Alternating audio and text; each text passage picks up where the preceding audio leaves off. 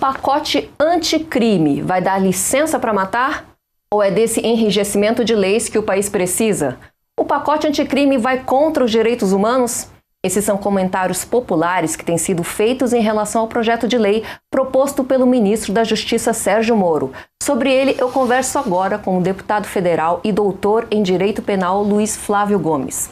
Deputado, muito deve estar sendo comentado pelas redes sociais em relação, principalmente aos direitos humanos, em relação ao direito de defesa, de ampla defesa. O senhor deve estar escutando muito em relação a isso.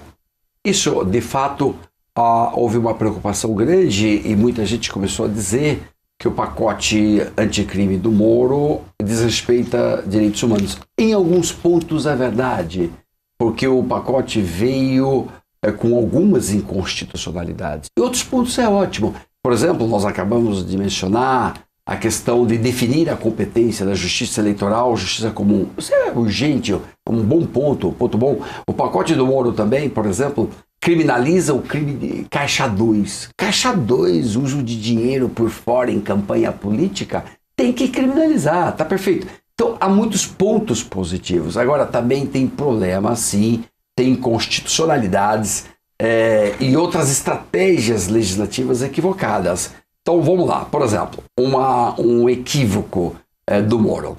Ele quer regulamentar este assunto polêmico no Brasil, que é execução da pena após segundo grau.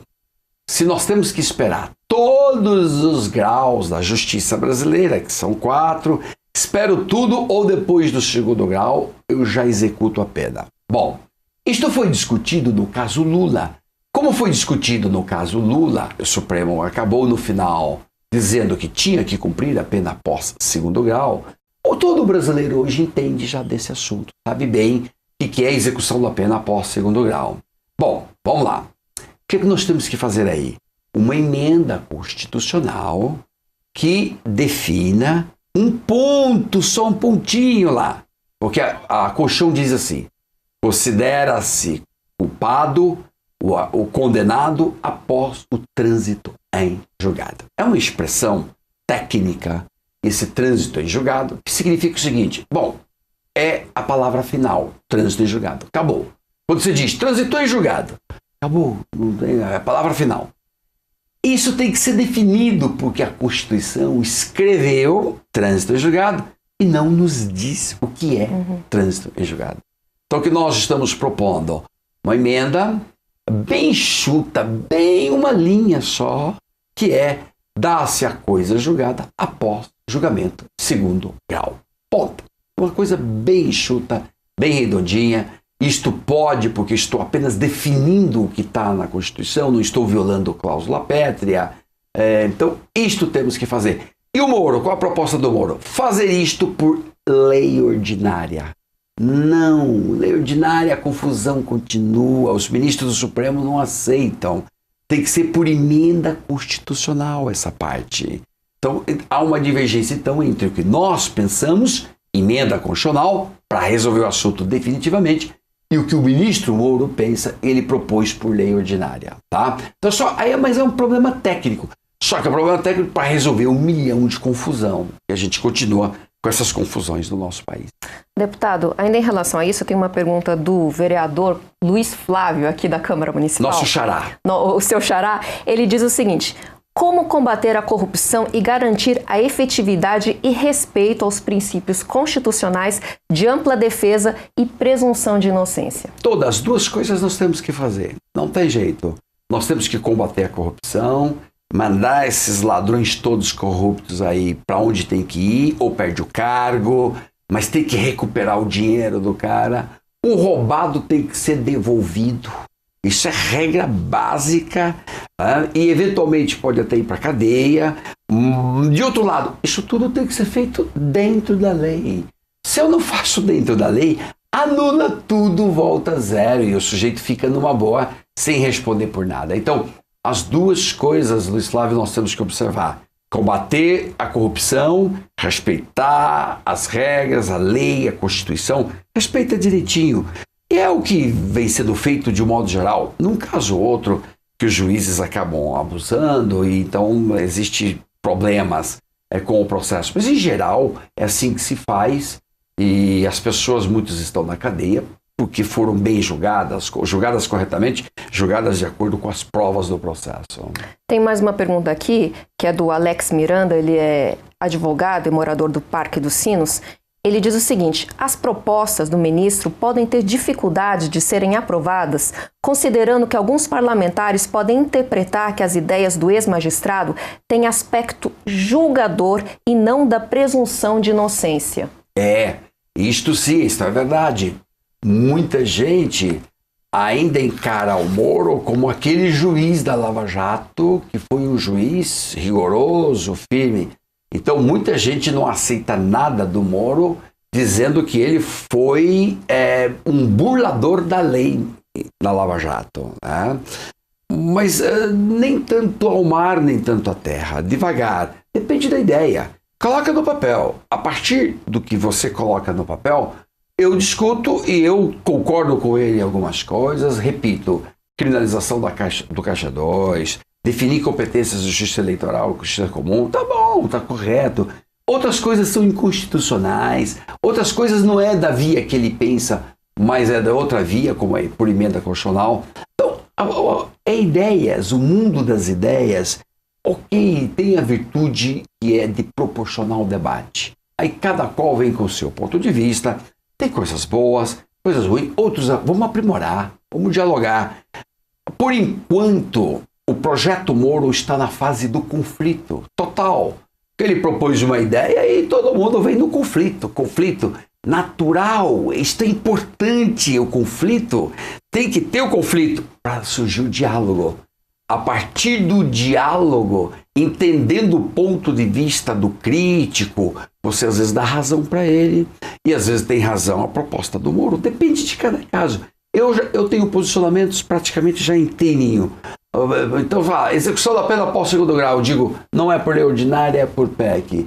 Vai botar todo mundo na cadeia. Moro, vai devagar. Você tem que endurecer contra crimes violentos e crime organizado. Aí tem que ir pra cadeia mesmo. O resto, trabalhar com penas alternativas, trabalhar com escola-presídio. Então, todo mundo tem suas ideias. Mas teve a virtude de despertar um grande debate. Isso é bom. Acho isso positivo. E porque nós estamos preocupados com a violência, com o crime organizado, e temos que estar preocupados porque o Estado perdeu o controle. O Estado perdeu o controle do presídio. O presídio está privatizado. Ou seja, está em mãos privadas. O Estado perdeu o controle das licitações. As licitações de tudo correm por conta da bandidagem. É a bandidagem que toma conta das licitações, com algumas exceções, claro. O Estado foi perdendo o controle de todas as coisas. O Estado perdeu o controle de territórios. As milícias no Rio, agora famosas por causa do envolvimento aí do Queiroz, eventualmente filho de Bolsonaro, essas milícias tomaram conta de território. 48% hoje do Rio de Janeiro está na mão dos milicianos. Então, o Estado está perdendo tudo, está perdendo o controle. O Estado vai perdendo o controle, a bandidagem vai assumindo tudo. Cada um vai assumir essas coisas. Então, recuperar a força do Estado, o poder do Estado e dar ao Estado o que é do Estado, dar ao mercado o que é do mercado. Mercado é em mundo empresarial. Isto é com o mercado. Agora, educação, saúde, justiça, segurança, isso é coisa do Estado. Cada um o que é teu. Não misturar um ou outro. Então, para a construção do novo Brasil, como eu sustento, nós temos que pensar num novo Brasil sem as polarizações terríveis que isso massacra o país. Nada disso. Vamos embora. Nós temos que pensar, dar ao Estado o que é do Estado, dar ao mercado o que é do mercado. Mercado, vai trabalhar, vai no mundo privado, mas também não fica chupando aí nas tetas do governo dinheiro. O mercado é mercado. Assuma teu risco. Não deu certo. Fecha a empresa. Tá? Então, definir bem essas competências, isso nós precisamos. O novo Brasil precisa fazer isto. Para deputado, em relação ao crime organizado, em que sentido o pacote vai enrijecer as leis para combater? Como que o pacote vai combater o crime organizado? O pacote traz algumas novidades, algumas regras. Não pode fazer sexo, tem que fazer isso, fazer aquilo. Mais regime fechado. O pacote, a lei é só o ponto de partida. As medidas práticas valem mais. Por exemplo, o Moro agora pegou todos os chefes do crime organizado do Brasil, levou tudo para presídio federal. Isso é muito mais importante do que 500 leis. Isso é muito mais importante. Porque você colocando em presídio federal, com controle rígido, você está tirando a liderança do crime organizado das mãos de quem está preso. Então, são medidas concretas que valem mais do que 500 leis, muitas vezes. Então, a lei é importante para fazer um ajuste aqui, onde tem um buraco, você vai lá, supre aquela lacuna. Perfeito, a lei precisa aprimorar a lei, mas não confie que a lei muda. O que muda são medidas concretas. Repito, colocar todas as lideranças do crime organizado num presídio federal foi muito mais importante do que todas as leis aprovadas nos últimos 10 anos, por exemplo. Ok. Deputado, eu acho que eu vou sair um pouquinho agora do escopo do pacote. Em relação ao impeachment do Gilmar Mendes, o senhor queria escutar a sua opinião, o que o senhor tem a dizer para a nossa população em relação a isso? Nós acabamos de protocolar, o advogado Modesto Carvalhosa, nosso amigo, foi protocolar, eu acompanhei, fui junto, nós fomos ao Senado, protocolamos no nosso pedido de impeachment de Gilmar Mendes, estamos ali narrando 32 fatos que ele não cumpriu a legislação no nosso ponto de vista. Então nós queremos que este pedido de impeachment do Gilmar, para tirar o Gilmar do Supremo, que ele seja admitido. 8 senadores nos receberam, nós conversamos com todos esses 8 senadores, criando um clima de que pelo menos processe o nosso pedido. E que o ministro dê as devidas explicações. Ele tem todo o direito de defesa, vai se explicar, vai ter que falar do item por item. A faculdade dele, que era uma faculdade privada, lá em Mato Grosso, foi estatizada. O Estado foi lá e comprou. E por que o Estado foi lá e comprou se a faculdade estava dando prejuízo, né? Como é que o Estado comprou? O Estado compra uma faculdade, por acaso, por aí? E depois, de outro lado, fica aí deputado, senador e tudo ligando para ele. Ô ministro, dá o habeas corpus aí naquele caso. E ele vai dar o habeas corpus. Isso é postura de juiz? Explique para nós as ligações do Aloysio Nunes para ele, agora em fevereiro. Ô ministro, explica aí, que foi isso? Você pode ficar atendendo ligação, Aloysio Nunes pedindo habeas corpus para o Paulo Preto. Você pode ficar atendendo ligação e depois funcionar neste processo? O Aécio ligou para ele, o ministro Gilmar, fala com o senador aí, Flecha Ribeiro, para ele votar naquele sentido que aquilo lá me favorece. O Aécio e o Gilmar liga, fala com o cara e responde, já falei, tá tudo falado, e ele foi gravado em tudo isso. Isso é postura de juiz? Juiz é para isso, para ficar sendo garoto de recado de senador? Na época, esse era senador. Pô, é esse o papel de juiz? Nós entendemos que não. O novo Brasil é um Brasil ético e constitucional. Nós não admitimos essa postura em magistrado nenhum. Por isso que pedimos o impeachment do Gilmar.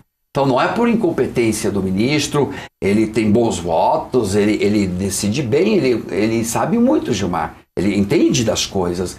Mas com essa postura ética... Meu caro, observe a ética. Então nós não queremos, por isso que pedimos o impeachment do Gilmar. O Carvalhosa, estamos já conversando com senadores, já conversamos com 8, e vamos conversar com 10, com 20, com 30 senadores. Vamos ver explicações dele. Ele tem direito de defesa. Tá? Deputado Luiz Flávio Gomes, botando fogo aqui no Legislativo e no Judiciário também.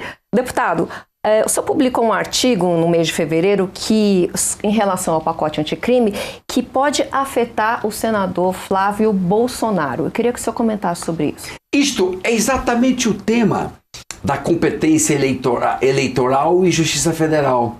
Se mandar todos os crimes, tudo para a Justiça Eleitoral, A Justiça Eleitoral nunca condenou ninguém de corrupção, não tem a mínima estrutura, não tem juízes, lá é tudo juiz temporário, não tem estrutura física, eles não têm expertise para ficar cuidando de corrupção, de lavagem de dinheiro, de evasão de divisas para dinheiro para a Suíça. A Justiça Eleitoral não tem a mínima condição de cumprir esse papel.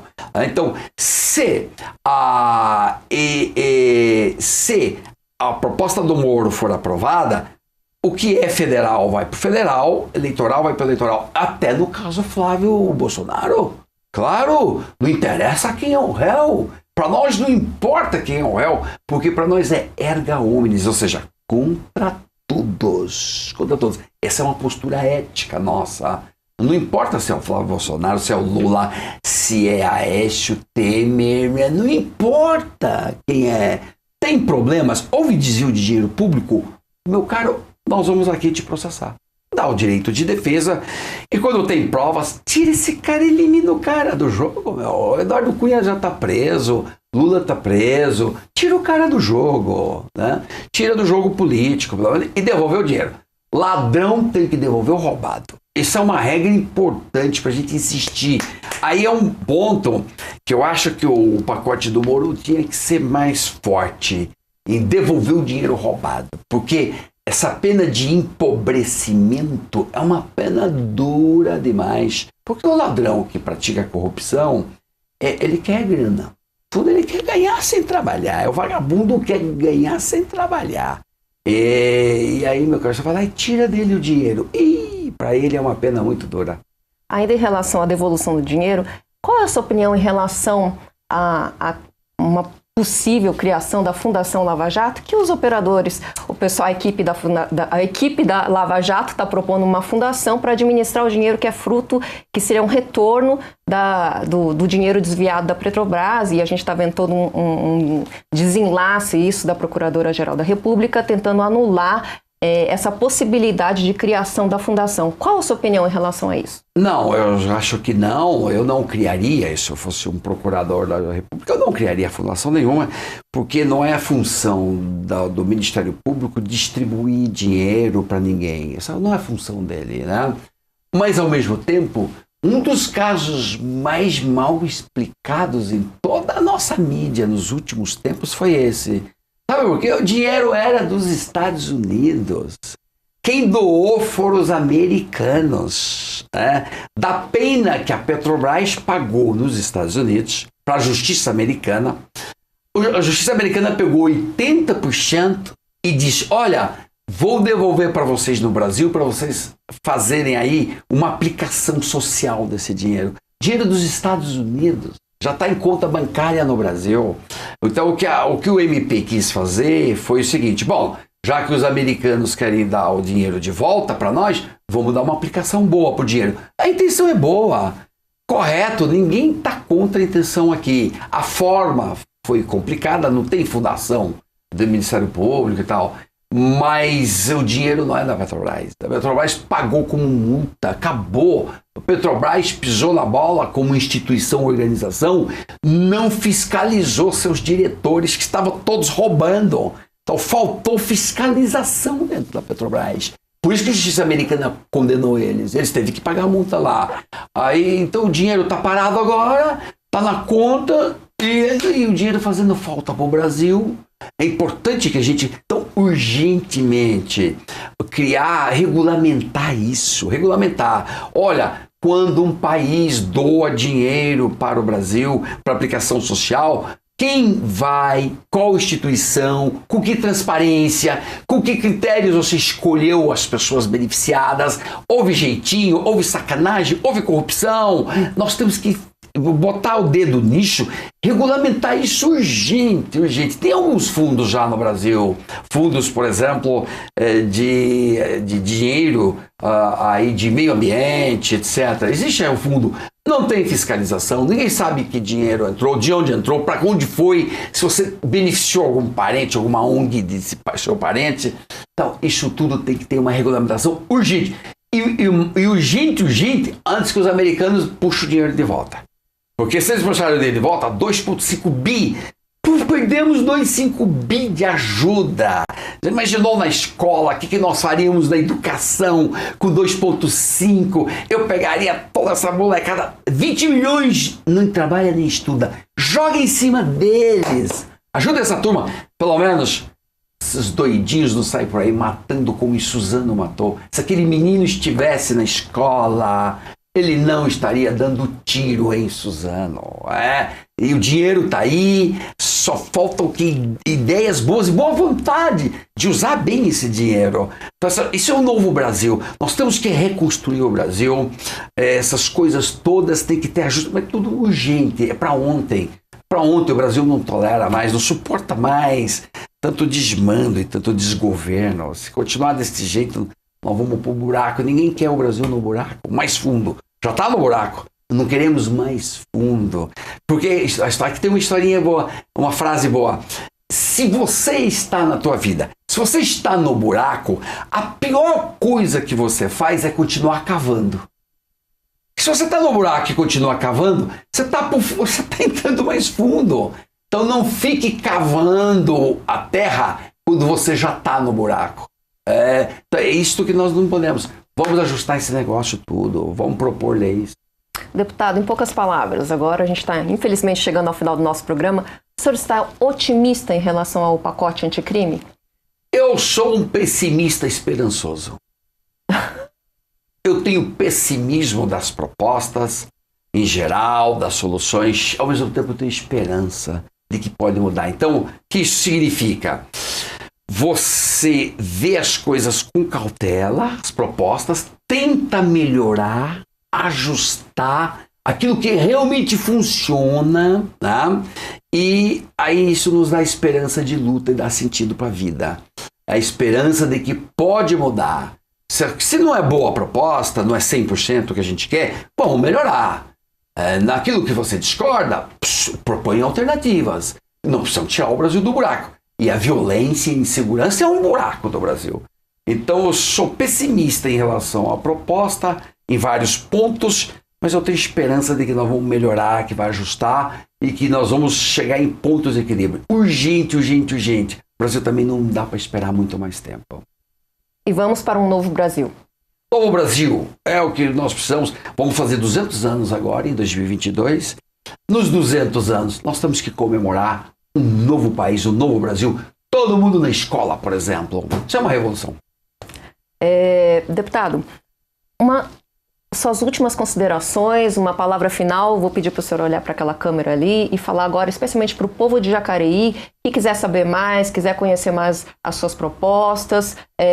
Agora a mensagem é sua diretamente para eles. Olha lá, o que eu diria é o seguinte. Você pode ter acesso a este programa. Se você chegou agora, tem acesso ao programa. Nós sustentamos várias ideias.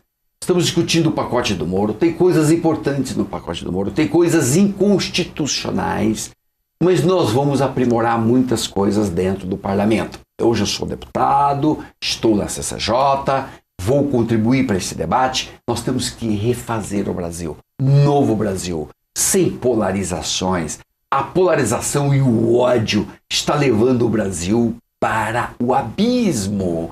Vamos embora construir com ideias. Qual ideia? Número 1, enfia todo mundo na escola. Até os 18 anos, escola obrigatória em período integral. Escola de qualidade. Número 1, se você coloca todo mundo na escola, o efeito imediato é tire as crianças das mãos do tráfico.